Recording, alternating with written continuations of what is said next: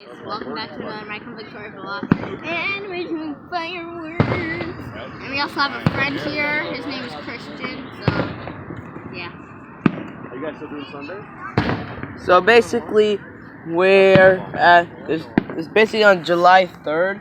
Since it's supposed to be thunderstorms on July 4th. So we're here today. So we're doing the celebration early. And Christian's like in the background. So yeah. But hi. So yeah. Dad's here. And Mom's back. And we're just watching the fireworks.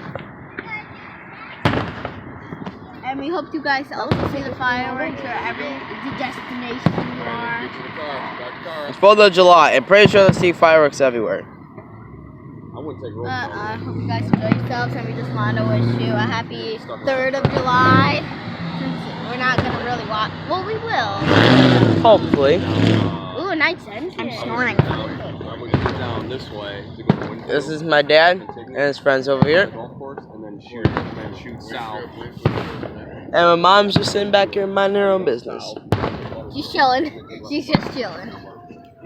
And we have all these people that just showed up. We don't know them at all. We just, yeah.